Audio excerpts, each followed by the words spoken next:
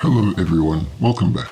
Today I'm going to show you how to generate animated GIFs with an extension called AnimateDiff.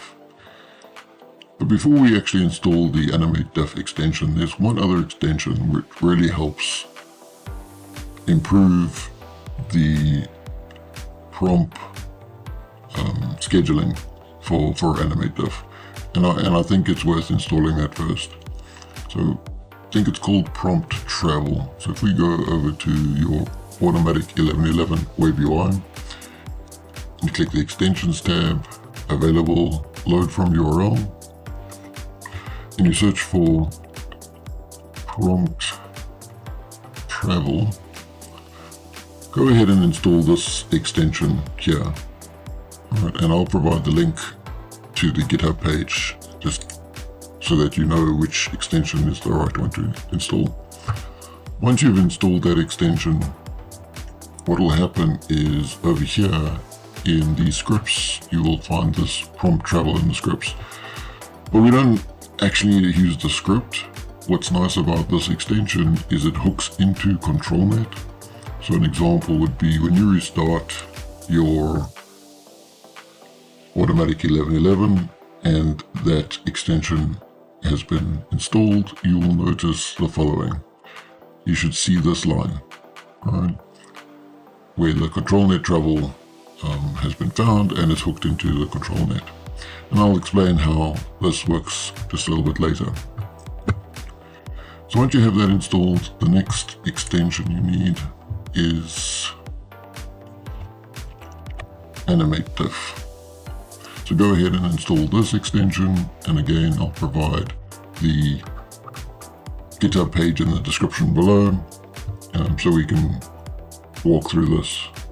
So when you've installed this extension, if you look after you've restarted your web UI, you will have this section over here, AnimateDiff.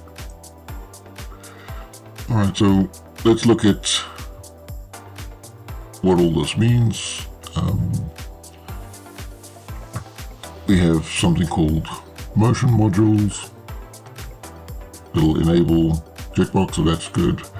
And then number of frames per second, context, batch size, and a video we can use for reference. Alright, there's a few more things before we can actually generate that I'd want you to start installing or collecting. And that is, of course, you need FFmpeg. That's a requirement. You can look at my installation video for automatic 1111 on how to get FFmpeg installed and on your path. Alright. Then you will need some motion models. So if you look over here, we've got in the instructions, it says download the motion modules and put the model weights under your extensions model folder. So I'll provide again these links, but you go ahead, download the 3 checkpoint files with MM in the front. When you download them, put them under your web UI extensions, SD web UI AnimateDiff model, and put them here. I'll also provide another stabilized model, which is this one here. So you can download this pickle file, the medium or the high, and then download that, put it in the same place. Alright, the next one, if you want one from Kiara, I'll provide this link. She's got one for the temporal diff. So that's just another motion model. And again, you can put it here in the same folder. Alright, so now you have your motion models. There is one more thing over here that they've got loras you can use for controlling whether or not you want to pan left, pan right, zoom in, zoom out. So these are loras. So if you download these checkpoint files, make sure that you're putting them in your loras folder. which is over here in the Web UI models lora. So over here you put the panning. Alright, so let's have a look. We've got the motion modules. Next is to adjust your settings. So we need to make sure that the negative prompt is padded. So we go over to Stable Diffusion, Settings, Optimizations, and make sure that this is checked. Pad prompt and negative prompt to be the same length. Alright. And we can, if you want to do this, if you have low VRAM, you're welcome to go ahead and do that. Alright, so we almost got everything. For this video, I've got Aniverse for the checkpoint model that I'm using, so you can download that, and well as Toon Babes. I'm using that, so you're welcome to download that and put those in your Web UI models Stable Diffusion folder, so you can put that over here. Alright, as well as when we do some generation, I like some consistency for each time an image is generated, so loras are great for that. And for this demonstration, I am using the Jinx League of Legends lora. So you can go ahead and download that and put it in the lora folder over here. So put it over here. Now you've got everything you need for prompt travel and AnimateDiff. You've got all that. And they do have some examples. So over here they've got some examples and setups you can use and what the differences are. So you're welcome to go through each one of these links that I'll provide and take a look at the examples. So for today, let's give this a go. Right. I have selected the Aniverse checkpoint. I've included a VAE. Clip skip is 2. This is the prompt. I've got a negative prompt. Okay, sampling method is DPM ++ 2 mchars. Sampling steps 50.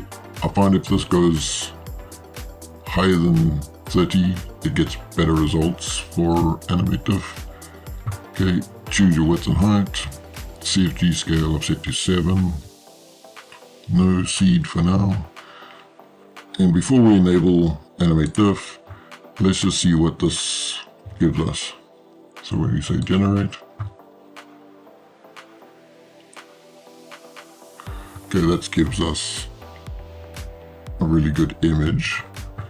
Now, what we can do with the AnimateDiff is we choose a model, and I recommend you choose the motion module V2 for 1.5 checkpoints.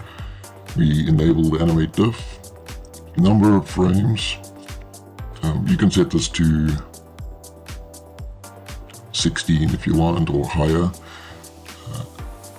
I think what you should do, or at least my recommendation, is to make sure that these are all divisible by each other. So if I have 16 frames, make sure that I can get 8 frames per second, so 816 or 24 or 32 and so on, right? So let's just keep it 16 now for a short, and then of course batch size. If your frames go lower, so if you say frames 10, then this can give you errors because it's higher than the number of frames, so you want to adjust your batch size, or at least it's given me some problems in the past. So we'll leave that at 16 and leave everything the same, and then click generate.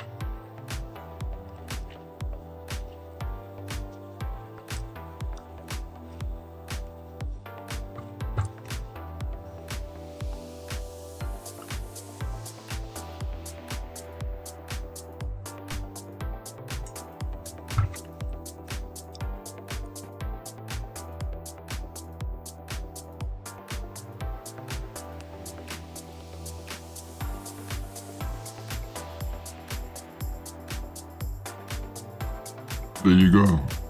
A 2-second animation of Jinx. So there's not much to work with because we've only set 16 frames, but watch what happens when we set this to a much higher number. So if we go, say, 64 and then click generate.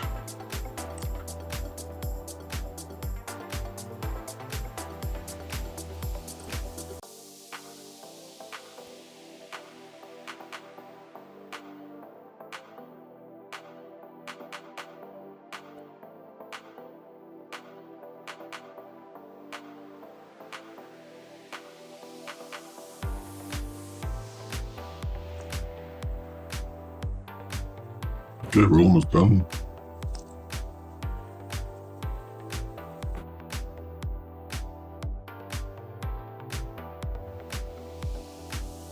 Takes each one of the 64 frames and generates a GIF for us.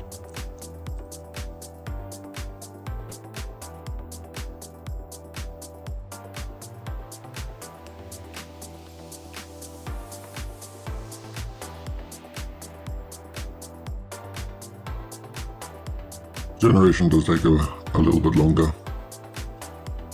So there you have it. A little bit of a hip wiggle, but she's almost walking forward. So the more frames gives AnimateDiff much more to work with. Alright, so now let's look at prompt traveling. So let's disable AnimateDiff for a second. And let's go to look at what we can do. But obviously before we try a prompt travel, we're just going to see if we can get the images we want. So over here, I'm going to choose a checkpoint that has good training with different facial expressions. So over here, I've chosen Toon Babes, set the width and the height, leave everything the same, and click generate.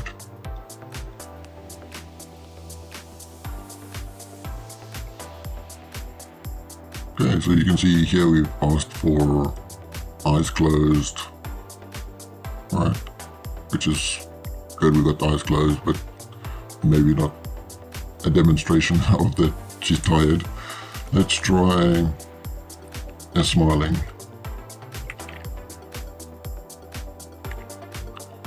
Generate again. That's pretty good. Yeah, so that's it. Our prompt is changing the image very, very nicely. Let's try it one more.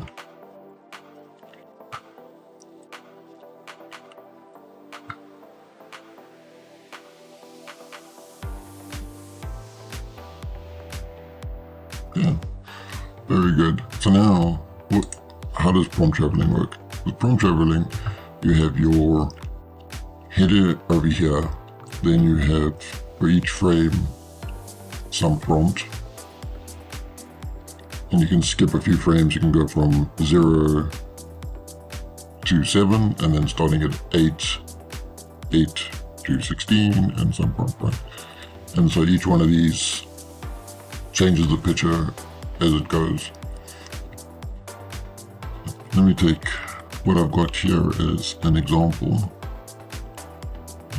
This is what I generated in the beginning of this video, where we start off with eyes closed.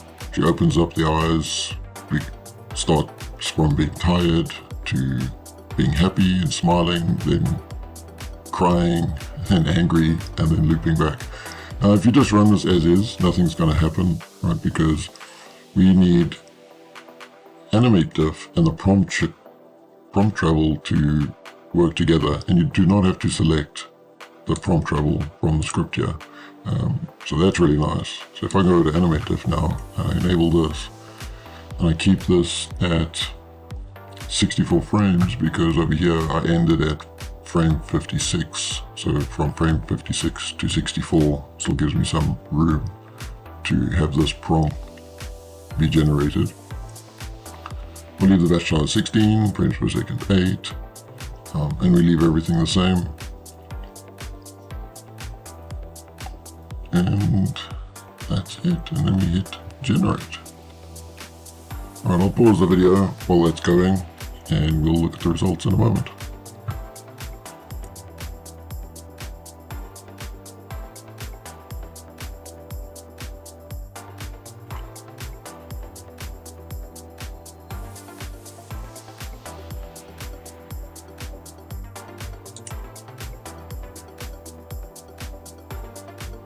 Okay, look at that.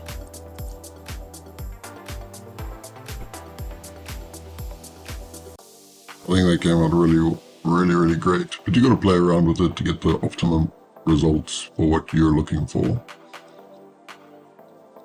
So that's how the prompt travel works. I do want to show you one thing on the terminal over here. You can see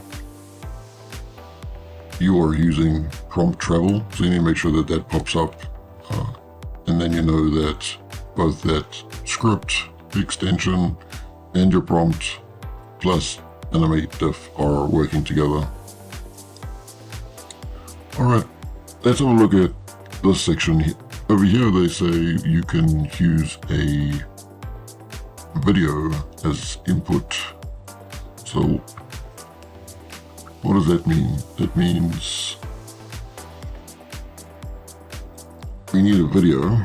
So an example would be if you drag this video in here, let it render, it changes the number of frames and the frames per second to match the video. If your video is longer than 3 seconds, this is going to take hours to generate. So I would maybe cut your video up into smaller segments and do 3 to 4 seconds at a time, and then stitch it together afterwards. And now, but with the video option, you should not just use it as is. Don't use your prompt and the video as is. You should include ControlNet to make sure that ControlNet, each of the frames of the video are pushed into ControlNet. And what's worked best for this video for me was, I think it was line art. So I had a reference image taken from the video. Then we bring in the reference image. So I had this reference image, and I clicked line art, and then I chose line art realistic. And if we preview that, okay, that's what that looks like for that image. Now you don't want to keep the image here when you hit generate. You need to take the image away, otherwise this is the only image you'll get in your animated GIF. So I had in ControlNet 0, I had a line art realistic. And then for unit 1, I had used OpenPose, and it was DW OpenPose full. So before you generate, double check you're getting the results you want.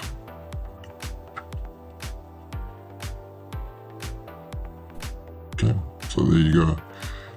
So once you make sure you've got the results, you clear out the images. You set enable, pixel perfect. For OpenPose, I did choose ControlNet is more important, but for line art, I chose balanced. So again, remove the image, enable, pixel perfect, and this was the setup I used for this video. But I'm not going to generate now because it takes a really long time, but the results are here at the end.